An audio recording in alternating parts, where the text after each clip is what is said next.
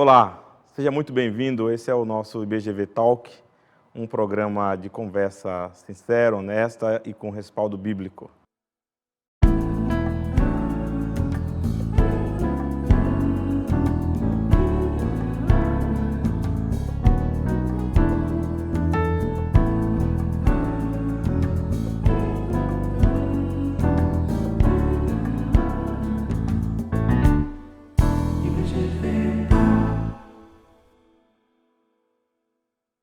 Nós estamos aqui com convidados especiais, o pastor Paulo e o nosso querido Thomas Ram. Nós vamos falar sobre um pouco a história da nossa igreja. Bem-vindo, pastor Paulo e Thomas, ao nosso programa. É uma alegria tê-los conosco aí, para a gente conversar um pouco sobre a história da nossa igreja. E para contar essa história, eu queria começar com o Thomas, que é um pré-fundador da nossa igreja. Então, é uma alegria muito grande falar sobre o período que antecedeu a formação da Igreja Batista da Granja Viana.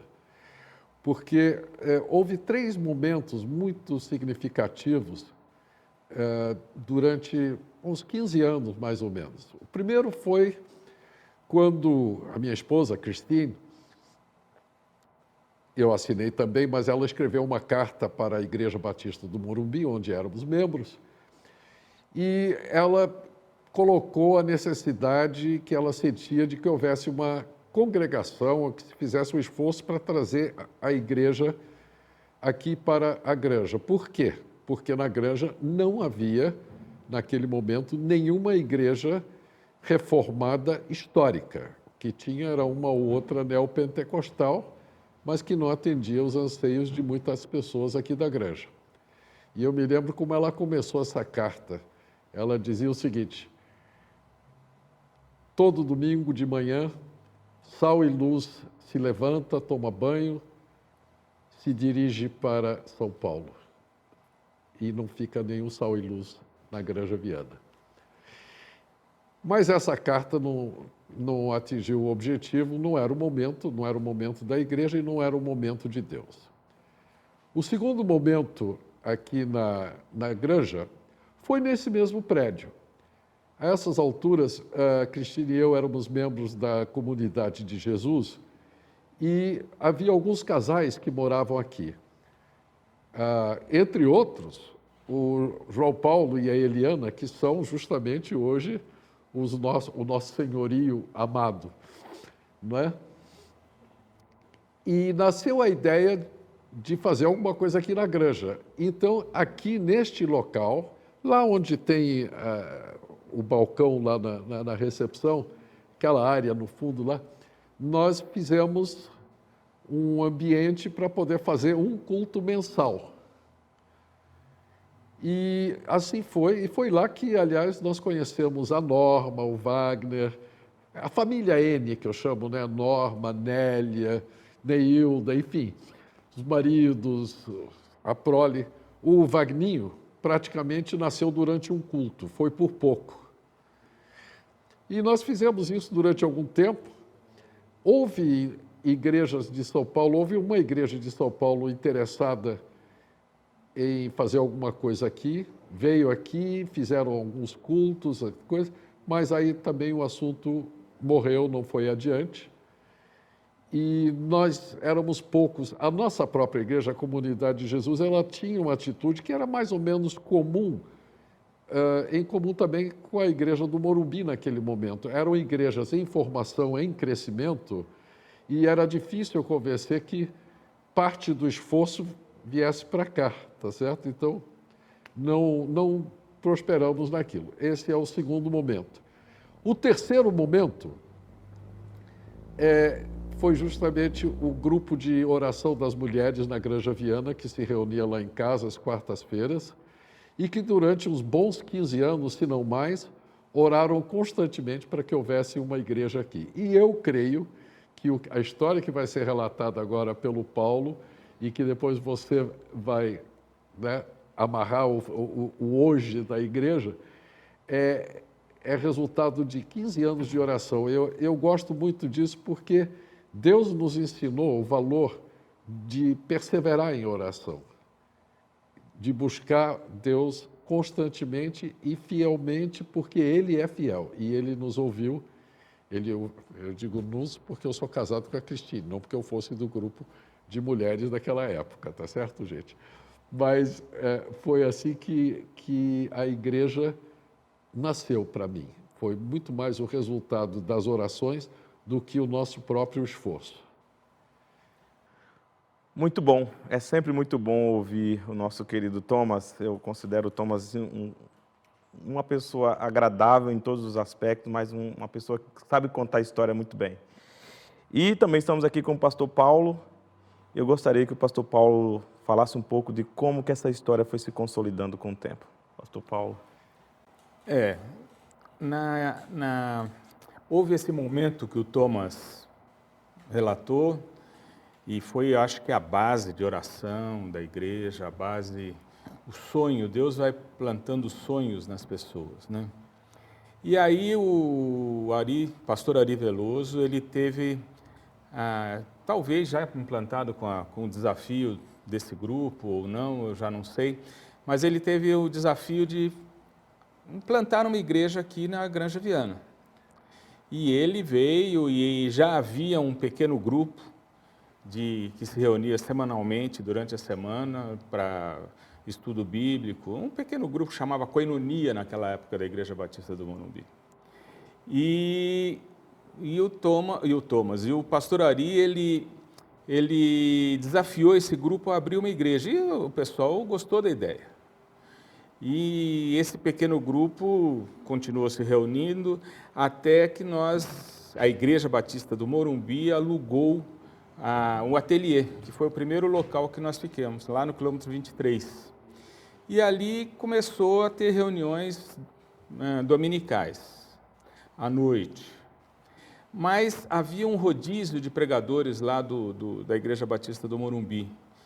E não era muito, as pessoas não gostavam muito de se deslocar até aqui, às vezes faltavam, e o grupo aqui já estava um pouquinho desanimado.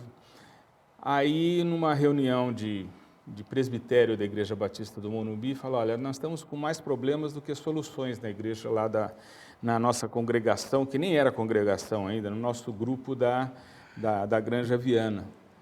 Então, eu já era pastor lá, eu me reunia com o presbitério, foi votado pela grande maioria que eu deveria me deslocar aqui para a Granja todos os domingos, era junho mais ou menos, e com a intenção, com o objetivo de fechar o grupo.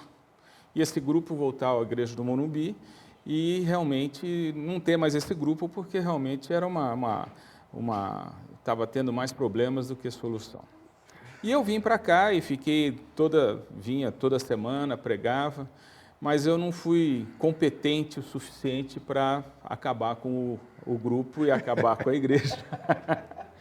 Deus, quando Ele tem os seus planos, a porta que Ele abre, ninguém fecha, a porta que Ele fecha, ninguém abre. E realmente, aqui a Igreja Batista da Granja Viana foi um planejamento estratégico ao contrário. Né? Ninguém poderia planejar, aliás, era planejado o contrário para se fechar, mas esse grupo foi se reunindo e foi crescendo. A grande maioria daquele pequeno grupo já está em outras igrejas ou voltaram para o Morumbi. Só algumas pessoas aqui, mas foi crescendo e ficou uma igreja maravilhosa, que é uma igreja amorosa, uma igreja que busca Deus, uma igreja que realmente ouve a palavra, fincada na palavra, e uma igreja que serve as outras pessoas.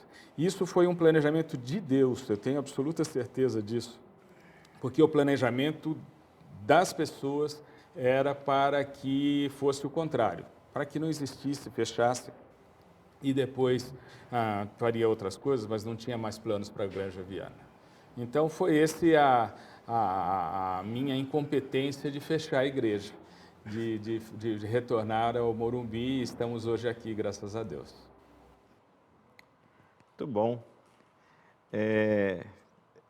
O Thomas começou falando, né, sobre que a igreja é fruto não de um esforço humano, mas de oração. O pastor Paulo continuou falando, né? Quer dizer, havia um plano humano para não continuar a plantação da igreja, mas Deus tinha um outro plano. E é assim que nós pensamos a igreja. Na verdade, é assim que o Novo Testamento apresenta como que a igreja de Deus vai se desenvolvendo. Não é na força, na habilidade humana. Aliás, os primeiros plantadores da igreja, os apóstolos, eram horríveis. Pessoas assim, se nós fôssemos pensar com a cabeça aí contemporânea, né? Alguém com planejamento estratégico e que era capaz de obedecer e de seguir planos humanos, era um fracasso. Mas a igreja de Deus, ela anda no poder do Espírito de Deus, que habita no meio da igreja. E a Igreja Batista da Grande Viana, eu cheguei aqui há uns 3 anos, fui muito bem recebido, acolhido, e tem sido uma relação muito boa de aprendizado, de crescimento juntos. E nós entendemos que, por estar plantado aqui, fruto de alguém que desejou e pediu a Deus para que houvesse um espaço onde pudesse haver um lugar de comunhão, um lugar de evangelismo, um lugar de desenvolver missão. Pensando nisso, nós entendemos que a igreja tem um papel importante aqui nesse lugar onde ela está plantada, né? Nós estamos aqui numa rua onde tem vários condomínios em volta, então também entendemos que a nossa missão se dá para alcançar essas pessoas que estão aqui ao nosso entorno. Então, a igreja está plantada aqui para isso também e tem feito esse papel de comunicar o Evangelho com graça, no poder do Espírito Santo, àqueles que estão aqui em nossa volta. E também nós temos um olhar, porque esse deve ser o olhar de uma igreja para além do lugar onde ela está plantada, né? É a fórmula de Atos, né? Recebereis poder ao descer sobre vós o Espírito Santo e sereis minhas testemunhas, tanto em Jerusalém, Judeia, Samaria e até os confins da terra. E essa é a ideia. A ideia é que a igreja continue sendo testemunha aqui onde ela está plantada, a gente pode dizer a nossa Jerusalém, né? O nosso lugar mais imediato, a nossa Judeia, que é a região mais próxima aqui, que é Cotia, uma cidade com bastante desafios. Eu não sei se vocês todos sabem, mas nós temos aqui em Cotia em torno de 27 comunidades pobres, assim, né? Favelas mesmo, além da própria cidade. E também Samaria, podemos pensar aqui mais uma coisa mais além de Cotia e até os confins da terra. Pensando nesse sentido, a ideia é que a gente continue com essa fidelidade à palavra, como disse o pastor Paulo, é uma igreja que ouve a palavra, que tem alegria em ensinar e ser ensinada, com profundidade a palavra de Deus, é uma igreja fiel às Escrituras.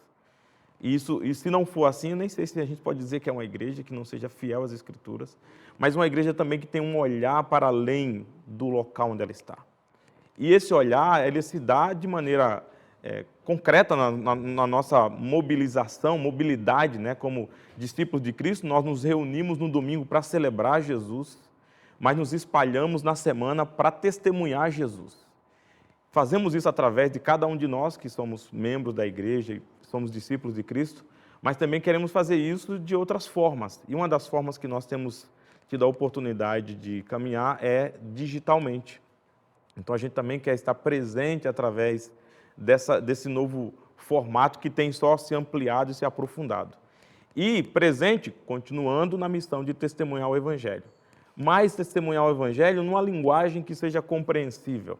Nós vivemos tempos onde a linguagem, a cultura vai mudando. O Evangelho nunca muda, a essência é a mesma, a mensagem sempre continua sendo a mesma. Mas nós queremos comunicar essa mensagem de uma maneira contextualizada, que comunique a esse ser humano contemporâneo, com todas as suas implicações, angústias, com todas as suas necessidades, que são marcadas pelo pecado, né? Que o pecado é aquilo que faz nós errarmos o alvo. Mas também ser uma igreja que comunica o Evangelho através da sua ação. E a ação, quando eu digo, é pensando naquele grupo de pessoas que Jesus disse. Nós somos chamados para testemunhar o Evangelho, né? E para falar àqueles que são os pobres, as viúvas, os órfãos e os estrangeiros. E nós entendemos que uma comunidade que o Evangelho é pleno, É uma comunidade que proclama o Evangelho através das mídias, falando, e também através da sua ação. Tá bom, gente? Então, essa é mais ou menos um pouco da nossa história, do que pretendemos. E aqui, nós queremos encerrar o nosso bate-papo. Eu sei que é um tempo curto, nós teremos outros episódios, teremos outros encontros. O Thomas estará aqui novamente, o pastor Paulo com certeza estará aqui conosco. Espero que você tenha gostado e que você nos acompanhe nas nossas redes sociais, possa se inscrever, clique aí no gostei, né? No joinha, se inscreva no nosso canal, acompanhe os nossos próximos episódios e também você pode contribuir nos mandando temas. Como é que você pode fazer isso? Você pode fotografar o QR Code que vai aparecer aí na sua tela e sugerir para nós que temas nós poderíamos conversar, que são temas bíblicos, mas também temas atuais com respaldo bíblico. E até o nosso próximo encontro. Obrigado, Thomas. Obrigado, Paulo. Obrigado. Até o nosso próximo encontro. Deus abençoe.